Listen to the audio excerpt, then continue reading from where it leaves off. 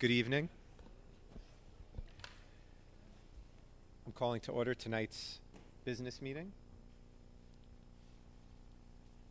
If everybody could rise for a salute to the flag and remain standing for a moment of silence for former board member Christopher Wen.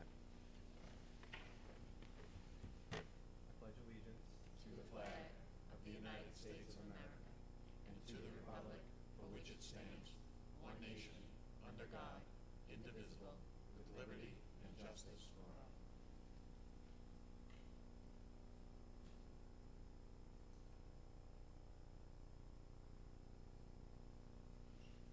Thank you.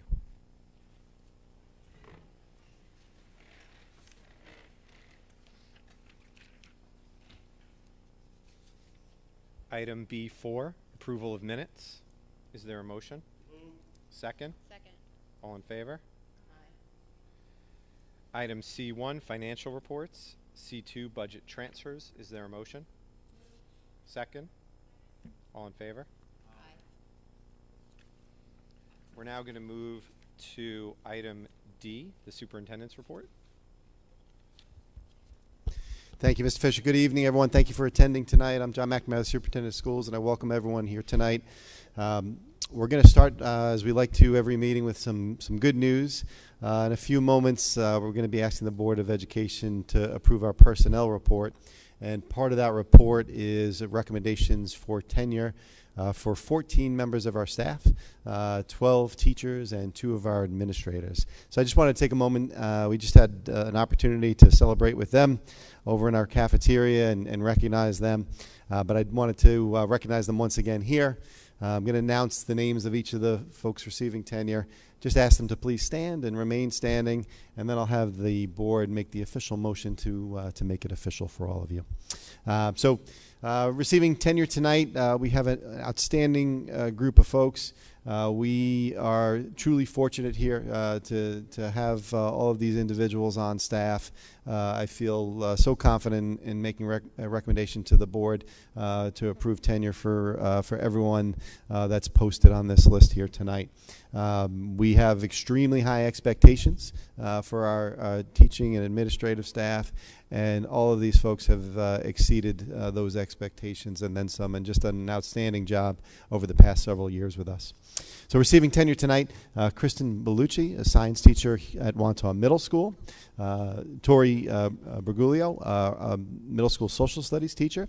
Jared Bursky, Mandalay physical education teacher. Laura Capozzi, Mandalay and Forest Lake art teacher. Denise Homolka, Mandalay reading teacher. Danielle Luke, our technology specialist. Alex Martinek, Mandalay grade 1 teacher. Christina Mealy, Wantagh L grade 2 teacher. Bridget Montario, Mandalay grade 5 teacher. Christopher Pedota, Forest Lake special education teacher.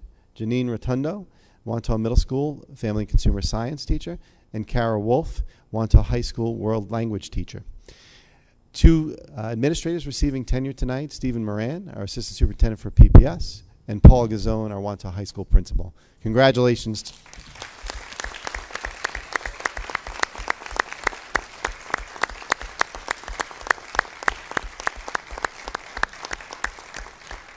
And I'm going to turn it over to Mr. Fisher, and he could ask the board to officially make the motion to approve our personnel report. Thank you, Mr. McNamara, and congratulations to everyone. We're going to move to item E1, approval of personnel items as attached. Is there a motion? Second? All in favor? All right, it's official, folks. Congratulations. Congratulations, everyone.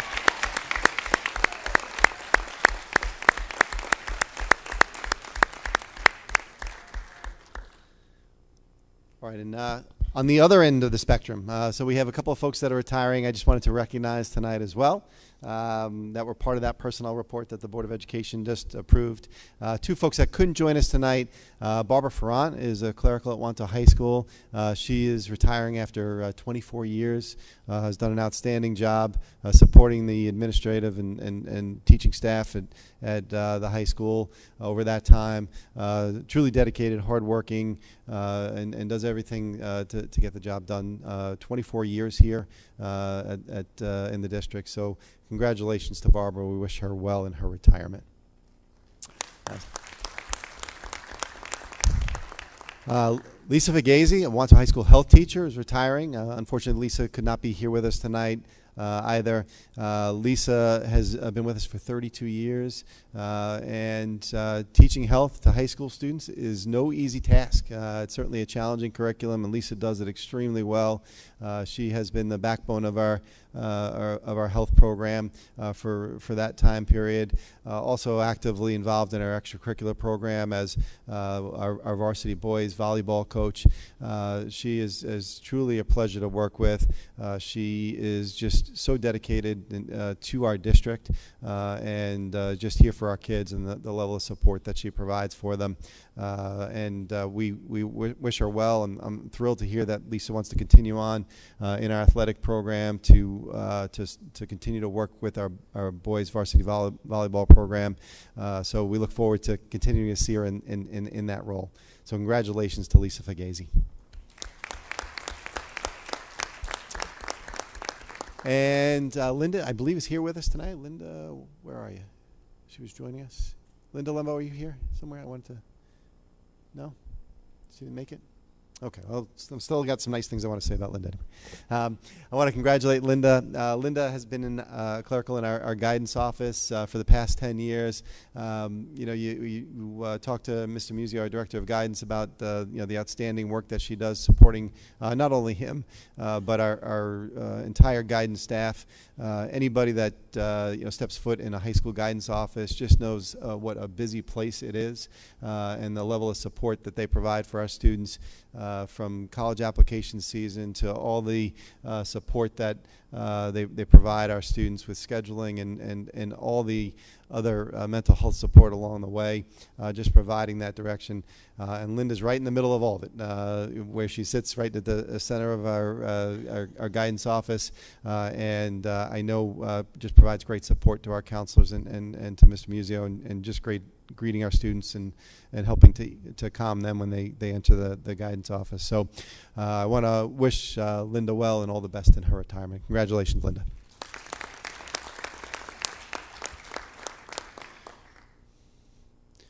I also just want to thank our entire teaching staff. This is appropriate that we have our tenure reception this week. It's our Teacher Appreciation Week.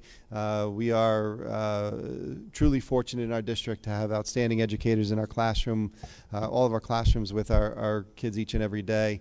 So we just wanted to take a moment to thank them for their hard work throughout the school year and everything they do during Teacher Appreciation Week. So thank you to our entire teaching staff.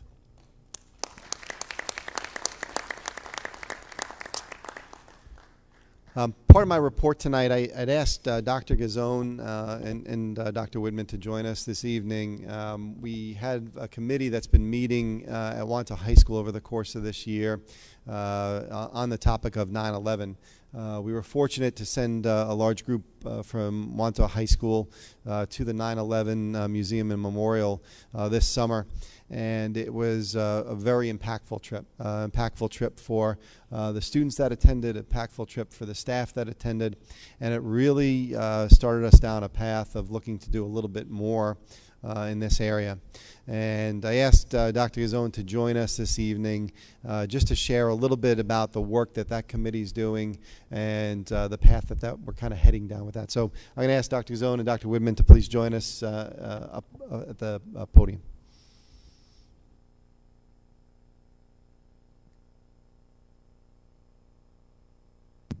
Yeah, I know we also have another member or two from our 9/11 committee. So if you're on the committee, I would ask that you come on down also, just so you could join us. As Mr. McNamara has shared, we have been very fortunate over the last year to partner with the Gary Sinise Foundation, and he brought 100 of our students, two of which are here, who are going to share a little bit of their experience and why they feel it's so important that we kind of continue on this trajectory. But the Gary Sinise Foundation, those experiences are really only truly part of why we kind of formulated this committee at the high school.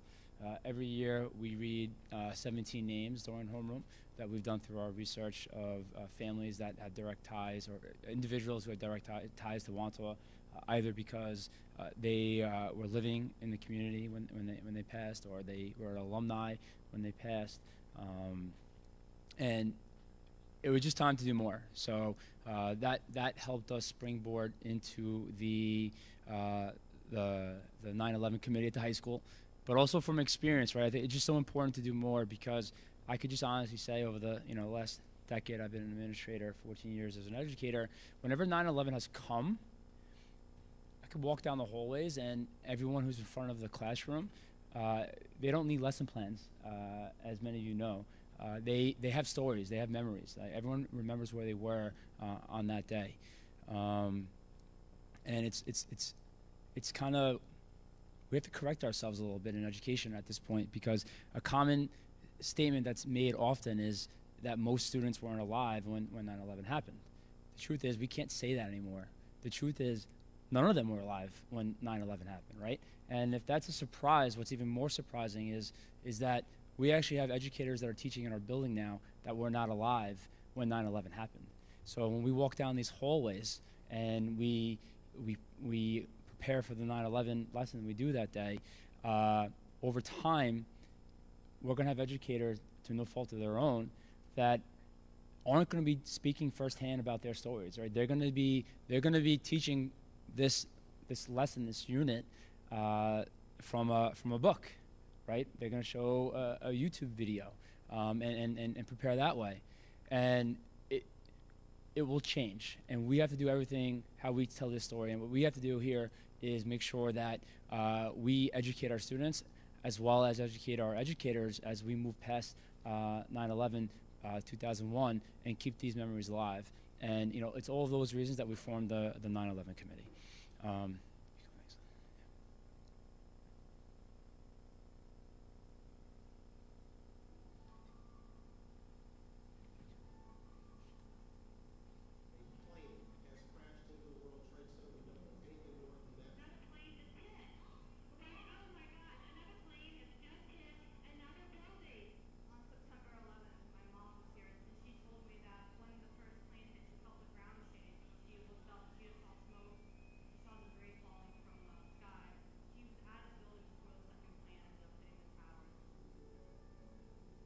We're here today with 102 high school students to experience the 9/11 Memorial Museum.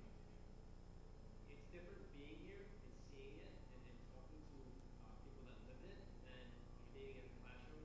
I hope that they understand the gravity and the depth of what happened on this day. This is the North Tower Memorial. You'll see the names of the victims of September 11th cut out of the bronze.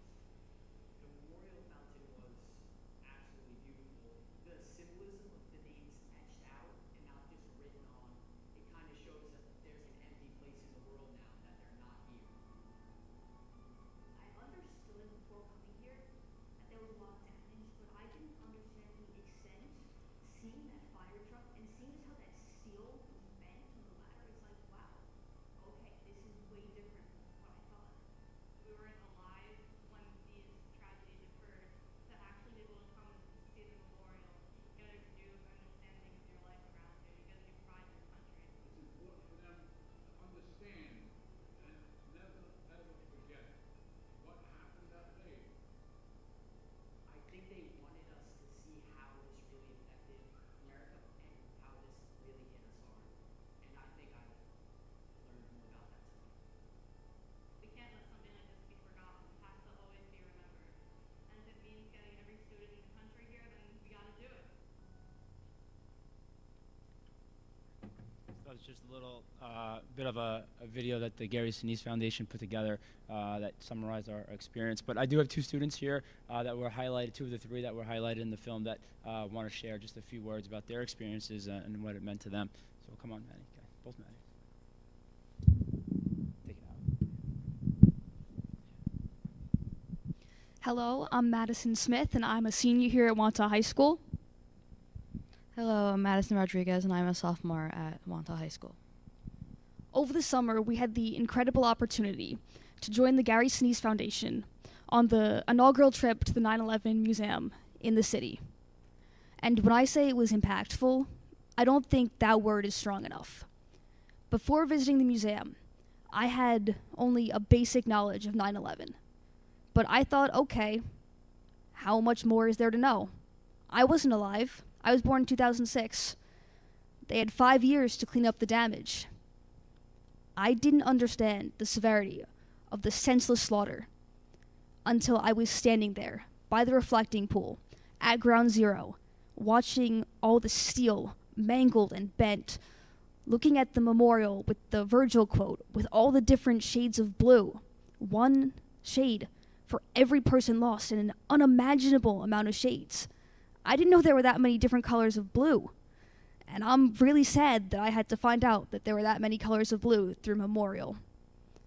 But what really spoke to me most was the exhibit of all the faces of the people that were lost. Just in their own room, there was an entire room dedicated to the people we lost due to terrorism.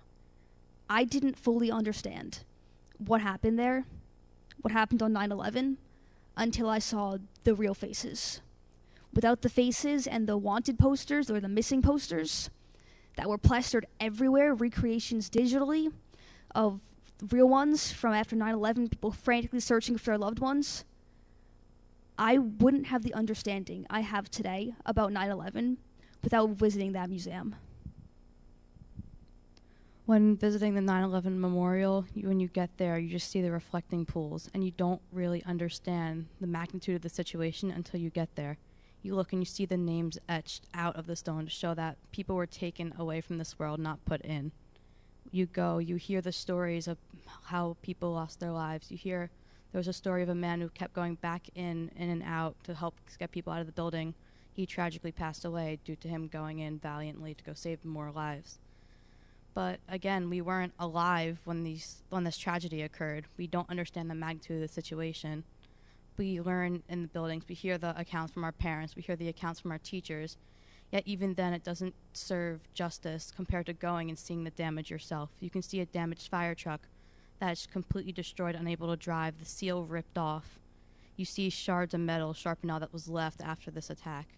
There's no way to get that in pictures. You can't understand how much damage was done then. That's why more people need to go down to see this. You don't understand the magnitude until you're there. You see the damage for yourselves. You hear the stories of first-hand survivors, of people who are injured, people whose lives were injured from this situation. And I think that it's necessary for everyone to be able to go down when they have a chance. Thank you. Thank you, ladies. Beautiful. Thank you. Thank you so much, ladies. And that's a great segue into what we're going to talk about right now, Dr. Zone and myself.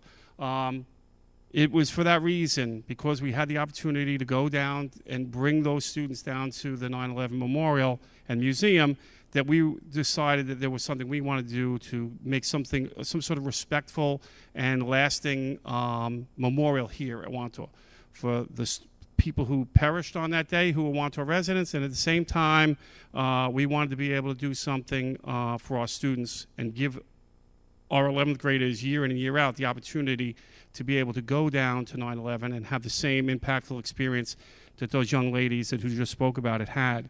And so if you see what we have on the screen there, what we want to be able to do is we want to make sure we do something as a community and something for our students that has a lasting impact upon them.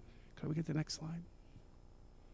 So our goal in the long term is to unite our schools, and we've gone down over the past couple of days and we've spoken to the staff and the faculty at all of our elementary schools and middle school, and our idea is we're going to try and bring a group of educators from all over our district together so that we can honor what happened to the people here of Wantor that happened on 9/11.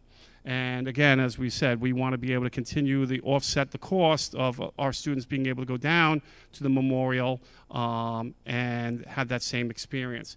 And at the same time, depending upon how much we're able to get together, as we're going to discuss about one of our fundraising events, we want to be able to eventually have some sort of lasting memorial that we could put here on the campus to honor those people, and at the same time provide some scholarships to our graduating seniors from the 9/11 committee that we're putting together. And so to kick that off, and that's really the reason why we're here, is our committee came up with the idea of sponsor. Could we go to the next slide? Is on September 22nd of this year, we're going to be sponsoring a 5K walk, run, and fun run, in which we could try to raise funds to be able to do all the things that we're talking about tonight. And so that's going to be our big thing that we're trying to introduce to the community. And we're going to try and gather support from all of our community members. And Dr. Gazzone is going to talk about some outside people that we've gotten to try to help us a little bit. You go next. Yeah, so why a 5K, right? When we met together as a committee, we said we have goals, but we want to do things as a community, right? The committee started as a high school committee, but we recognized quickly like that wasn't enough. We wanted it to expand. We wanted to do more and include everybody, right? Include all the teachers, all the students from district wide, which is why it's not called the Wantagh High School, Wantagh Warrior 5K. It's the Wantagh Warrior 5K. So by putting this together, we believe that we could bring all parties of different backgrounds, different ages, different groups, and have fun while also trying to raise some funds to bring kids down to the museum. And in the long term, depending what we'll be able to do, is hopefully get that memorial going and some student scholarships. Next slide. So to help us do that, we've contracted with Race Awesome. Race Awesome is a premier 5K group. They most recently did the Long Island Marathon with Jovia, and they have a long list of other 5Ks that they put together. They're the real deal, and we're excited to participate with them. We'll send out to the community at some point a little bit of a link, a video to kind of see the type of work that they do. It's high quality. We do have a permit issued already for September 22nd, so that is ready to go. And the big news is right there. So this is really hot off the presses. I just got off the phone with them today, and the Gary Sinise Foundation has pledged themselves to be the Gold Star sponsor for this 5K. So our partnership with the Gary Sinise Foundation has now moved on to its third year. It really started 2 years ago with the Soaring Valley trip, into the summer with the 9/11 component, and I've been fortunate enough to maintain a nice relationship with the foundation. And look, I think our community, our students and everybody here, has made a lasting impact on the people who are part of the Gary Sinise Foundation, and they really want to support a lot of what we're doing. And on my side, I'm very thankful for the support that they've given us, because they are our Gold Star sponsor, which means that they are not only contributing a significant amount of funds to kind of help move this along, because there is some overhead costs to run a 5K. So to put together a 5K, to do it the right way, it's not just, you could get a permit and run. To do it the right way with the bibs and the timing, the people, it costs some money. So their initial pledge really kicks us off to a nice beginning. We will be pushing out and sending out some information about the race. Really kind of going to get some excitement. We do have different rates that will be on the website, including a student rate and as well as a first responder rate that will be less than a regular ticket to race. So as well as the fun run we will have for little kids as well. So again, we're just really excited. We're really thankful to continue our partnership with the Gary Sinise Foundation. And our committees are getting together, and we're going to be doing a lot of work over the next couple months to see if we get some more sponsors. And if anyone's interested in helping out, Dr. Women, he is our chair, and I appreciate all the work that he's done to kind of get this off the ground. It's a heavy lift, but I know we could do it as a community. And we got Gary's back too, so that doesn't hurt. Thank you. If there's any questions, I'd be happy to answer any questions. Great, thank you, Dr. Gazzone. Will Gary Sinise be there? I don't know. I'm still waiting to meet him in person, but we've had some exchanges in the past. Say it again. Oh, you were. Great. Thank you.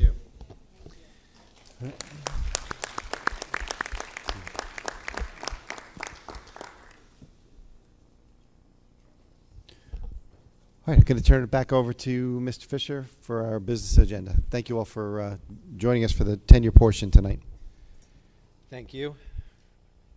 Moving on to item E2, approval of 2024 election personnel. Is there a motion? Second? All in favor? Moving to F, contractual and other authorizations. F1, related services agreements. F2, health services agreements. F3, special education tuition agreement. F4, Wanto Monitors and Teachers Aides Association. And F5, memorandum of understanding. Is there a motion? Second? All in favor? F6, scope education service agreement. F7, BOCES Twilight Alternative Program Agreement. F8, Driver Education In-Car Instruction Program. F9, Textbook Central. And F10, General Painting Repairs and Maintenance Cooperative Bid. Is there a motion? Second? All in favor? F11, New Insurance Reserve Fund. F12, Corrective Action Plans Internal Audit.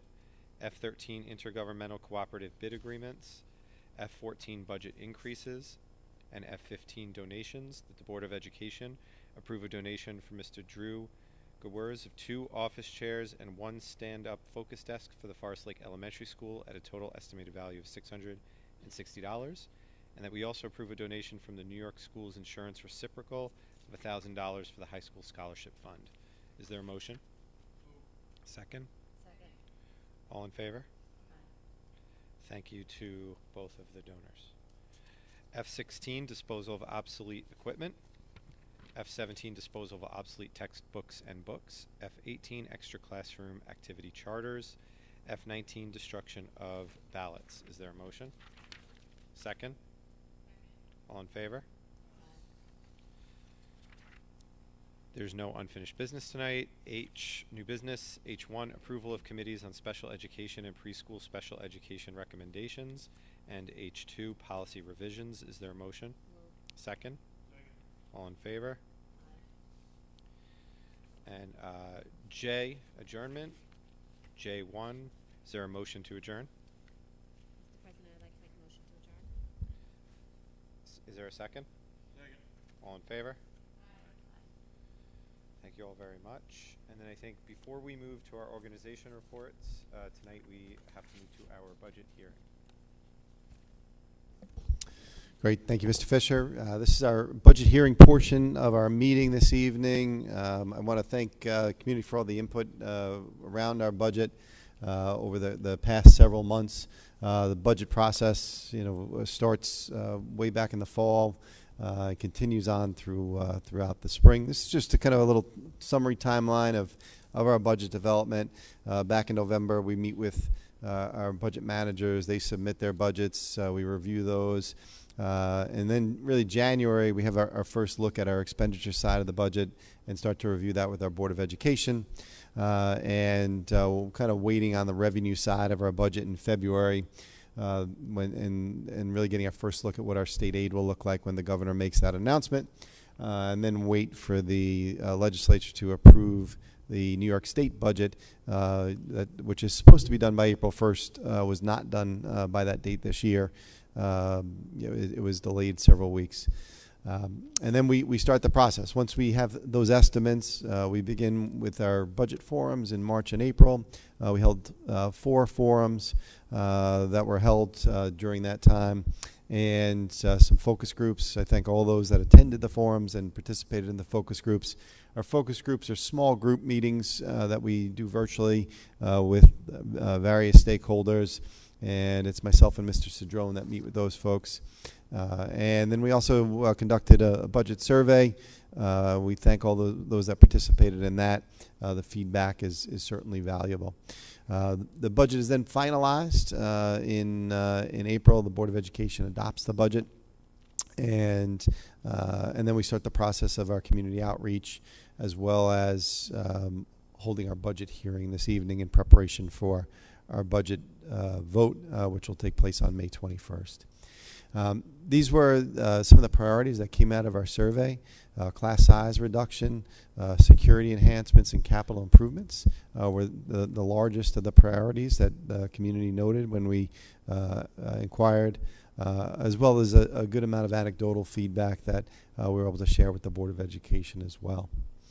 And the nice piece about this was it was really in line with our the goals that the Board of Education adopted for the budget, which was really focusing on, first and foremost, maintaining all of our outstanding programs and really working to further reduce elementary class size. That was an initiative that I know the board felt strongly about, and that was certainly reiterated by the community in the budget survey that we did. We've also greatly expanded our universal pre-K program over the past several years, where we're now running 8 sections of UPK and looking to continue to support that program, as well as upgrade our district facilities through a number of facilities projects. And I'll speak to that momentarily. We also looking to expand and enhance our security across the district. 3 years ago, we began a 3-year plan to do that incrementally, and then this budget will support that further growth of that security plan. These were just some pieces of positive financial news. We are receiving an increase in foundation aid. There was much discussion across the state and certainly across the county about foundation aid. We were in a better position than most, and we're seeing that increase, which is really helping to offset some of our rising costs that I'll highlight for you as well. Also, we had approval in December of 22 of 2 of our 3 bond referendums that went out to the community, and I'll kind of give you a brief update on those, as well as an outstanding improvement in our fiscal stress score over the past couple of years. This past year, receiving the lowest score, which is a good thing, a low score in that on that stress score of a 0 that you can receive. Just further improving the stable condition of our district. If you look here, this is just a quick overview of our current 23-24 budget and then the proposed budget for 24-25. You can see we had an $89 million, just shy of $500,000 budget for 23-24. The overall district budget proposal is to expand that to $91,700,000 for next year. And you can see that's about a 2.5% budget-to-budget increase. The increase in the tax levy is a $1.7 million increase in the tax levy, and it's a 2.72% increase, which stays within the tax cap.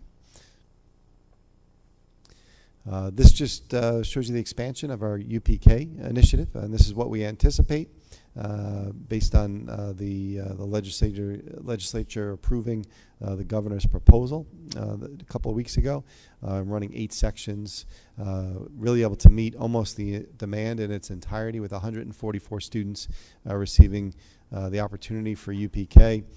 We held our lottery back in January, which was, we have about just over 20 students currently on the waiting list, which as placements are finalized, that number over time just generally seems to diminish. You can see our elementary class sizes. That was really a focus, particularly at Wantagh Elementary School, that we really focused on this year to further reduce class sizes. These are our projections currently. We focused on really adding at 2 grade levels at Wantagh L. And you can see the large number of students that we have, particularly in 4th grade. It's our largest grade at Wantagh L. We're proposing to go from 5 to 6 sections next year. Our current kindergarten, which are rising 1st graders, they're currently at 4 sections, going to 5 sections to further reduce that for next year. And then we're monitoring our current kindergarten enrollment. We are projecting that will break from 4 to 5 sections for next year as well.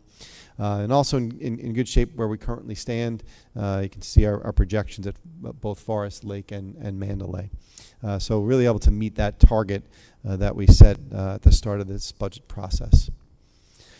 And in terms of security, one of the things that we've slowly continued to increase is an expansion of our security personnel. We have additional security personnel budgeted for next year. We've increased that over the past 3 years, and we will do the same for the 24-25 school year. We also are in the process of currently upgrading our lockdown management system. We're moving over to a more robust system and transitioning to a new vendor that will support both that system and a new upgraded version of our security cameras across the district, as well as the backbone to our security systems within our building, which is our PA systems and communication systems. Part of this budget proposal is to enhance those systems. We have an outdated analog PA system that we'll be updating. It'll be all Cat5 wiring throughout that our network will support in each one of our 5 schools, as well as adding classroom phones. Currently, within our classrooms, we have intercom systems. This new system will add classroom phones that have not only the ability to call internally but externally as well. You can see these are some of our new course offerings. Each year in November, we have our staff members, our faculty, and our department leaders that come to the board and present new course offerings. These are some of the new course offerings that were proposed and approved for the 24-25 school year. A couple of electives at the middle school, a game design course, as well as a Broadway Tech course, a restructuring of our 7-8 math program, and high school electives in ceramics, sculpture, and choreography and dance. We have a number of capital projects that are part of the budget for this year. This is just a kind of a summary of where we are with the bond project that was approved in December of 22. You can see it's a lengthy process once we have a approval of the bond, then to go through all the design phases of those projects. They're intricate and involved, and our architects really do a lot of work to put that together along with their engineer team. We then submit those plans to the State Education Department, and their architects and engineers review those plans, and that's really where we are. We have some approvals in hand and are in the process of going out to bid for our electrical project, as well as our unit ventilator project that we have as part of referendum number 1, and we're just waiting for the final approvals on the window replacements. And then referendum 3, we have cafeteria renovations at all of our schools, which will be the kitchens at our 3 elementary schools, and then a kitchen here at the secondary complex, as well as a full renovation of our Wantagh High School cafeteria. We're waiting final approvals there. We have a number of bathroom renovations across the district, the first of which we'll start to see this summer. Actually, towards the end of this month, a high school and middle school project will begin. This summer, we'll have 2 of the bathrooms in the gym areas of Mandalay and Forest Lake, as well as some initial renovations at Wantagh Elementary School. In addition, we're waiting final approvals for our high school library renovations, which is a full renovation of that area, as well as room 150, 152, which will really be kind of expanded into that, as well as an outdoor courtyard area at the high school. These are the capital projects that were approved as part of the budget process last year. You can see where those stand. We had some roof replacements. We're really focusing on shoring up the envelope of our buildings, roofs, masonry work first before we start some of the interior projects. We have an extensive roof replacement that will be done here at the secondary complex this summer. That has been approved by SED. We also have the initial roof project that we'll be doing at Wantagh Elementary School, which is over the GP room, which will follow up next summer with a roof replacement over the original portion of that building as well. We had our high school athletic scoreboard replaced this fall. That was one of our capital projects for this year. We are currently in progress with doing a number of exterior door replacements throughout the district. We have some HVAC work that was done this past summer at our high school gymnasium. We're in the final stages of that project. which is the window replacements in that original gym here at the high school. That work just began last week and is currently in progress. We anticipate that being done within the next 4 weeks. We also have a number of masonry projects across the district. We completed the first at Mandalay Elementary School last year, which was the area around their gymnasium, and we're now shifting gears and we'll be focusing on the high school and middle school complex, where that work will begin shortly. It's currently in the process of going out to bid. And then hallway ceiling replacements. We did that throughout the middle school, and we have that project has been completed. It was completed over the summer. We have another project slated for Wantagh High School for this summer. Part of the projects within the budget are transfer to capital. You can see here, these are some of the current projects on the list. We're doing a renovation of our middle school gym, which is the flooring in there, wall pads, and painting of those walls. We're doing a proposal. We have a proposal for the ceiling in the hallway here in Wantagh High School, which is an extensive project. It will be every hallway ceiling. That'll be done over the summer is the proposal. We have the smoke detectors that go along with that. We also have a smaller sound and lighting project. Bond referendum number 2 that was not approved by the community was a full renovation of the high school auditorium. So we're doing just a smaller portion of that for next year. We have about $2 million in asphalt replacement that we need to do throughout the district. So we're going to do about 25% of that next year. The first portion of that will be really focusing at Wantagh Middle School. And we have a number of flooring replacements, about 20 classrooms where we'll be completing really the last of our significant flooring replacements at Wantagh Middle School. And then a number of various other projects that are part of the facilities budget as well. Part of our typical maintenance projects, some fencing, some door replacements, and some flooring replacements amongst some other things there. And that'll be part of our transfer to capital. In addition, we have, back in 2018, we established a capital reserve fund. The capital reserve fund is funded with any fund balance in the budget each year. At the time in 2018, we asked the community to approve the establishment of that fund for $7.5 million. And that fund is just about fully funded at this point. This money is there. And it was dedicated for our capital projects. And the proposal is to do our upgrade to our PA and communication system that I mentioned earlier, the classroom phones, and then moving away from the outdated analog systems that we have in the buildings to more modern PA systems in each one of our schools. So there'll be 2 propositions related to capital projects that'll be part of the budget proposal for the community to vote on. In addition to voting on the budget, we'll be also asking the community to approve the expenditure out of the capital reserve fund. Once again, that money is in that account waiting for approval. And that's the first of the capital-related propositions. The second one, as I mentioned, that capital reserve is fully funded. We'll be asking the community to establish a new capital reserve fund so we can continue to do capital projects. This one for $10 million that we'd be asking for a 15-year term. So we'd have 15 years to fund that and then use that funding. I mentioned some of the big drivers. Fortunately, some of that increase in state aid is really being used to offset some of these big drivers. Health insurance continues to be a large driver in our budget each and every year. You can see that benefit portion we're anticipating to be well over $800,000 increase.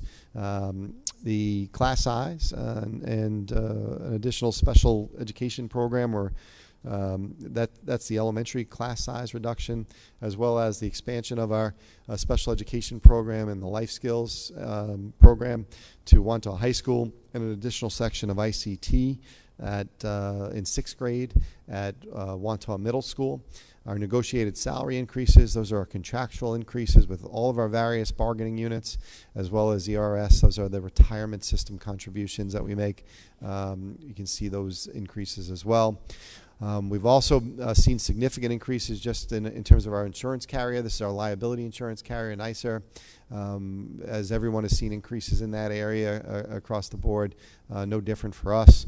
And then we continue to focus on cybersecurity. We've done a number of cybersecurity related projects over the past several years to continue to strengthen our network and enhance that. There's dollars allocated in this budget to do that as well.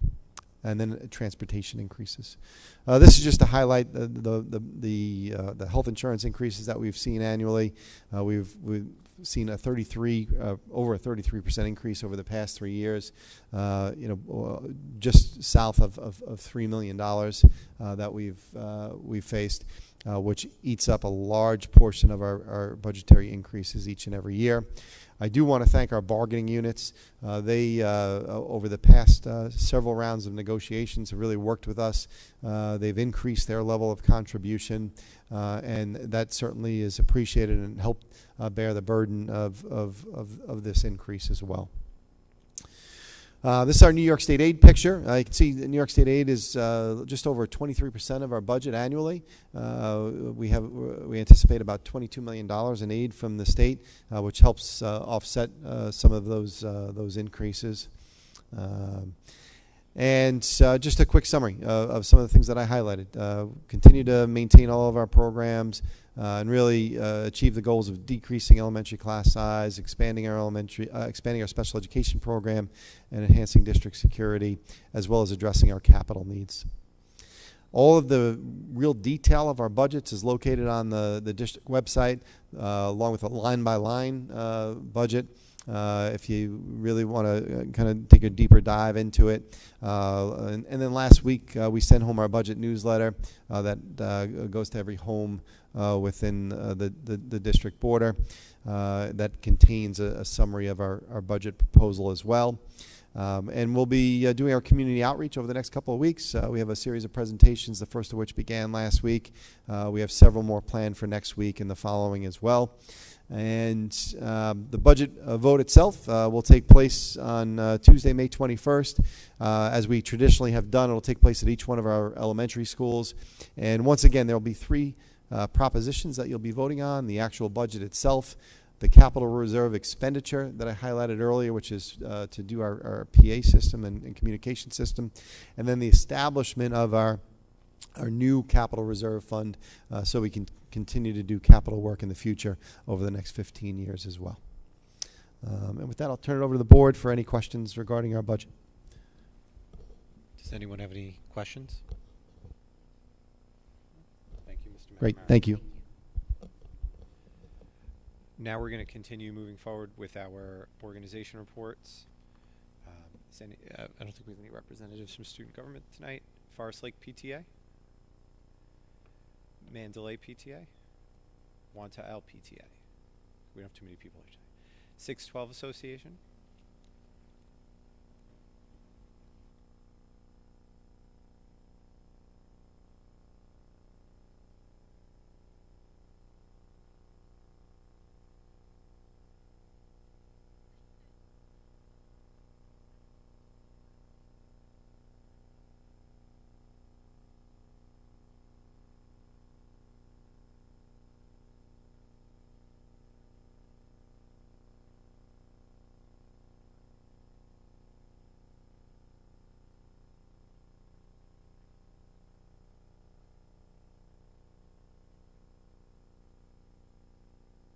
Nobody wants to know what I'm saying. For all the inductees on Monday, May 3rd. 612 will also be honoring some seniors on May 20th at the Departmental Awards Night and on May 28th for senior scholarships. Our 8th grade and senior lawn signs will be ready in 2 weeks. Anyone who ordered a lawn sign will get an email for pickup because we know those are very high demand. Can I just do SEPTA now then? Sure. Okay, so SEPTA. So we also just had our annual fundraiser night at the races this past Saturday. It was amazing. It was like a great success. It was one of our biggest fundraisers in like 8 years. So that was great. And we're already looking to book it for next year as well. So we're really excited about that. We also just had our installation dinner as well last night with 612 and council. And we're looking forward to another year of spreading inclusivity and kindness for the kids of varying abilities in our community. We have our last fundraiser for the year tomorrow, May 9th, at What a Girl Wants, a local store in Wantagh from 6 to 8. So stop by. Mother's Day is around the corner. Go buy something for mom or your wife. Lastly, SEPTA will be honoring some seniors on May 28th at Senior Scholarship Night. And that's it. Thank you. Thank you very much. Anyone here for PTA Council, Sports Booster Club, Performing Arts Booster Club, or Wantagh Foundation? All right, we're now going to open up the microphone for any public comment.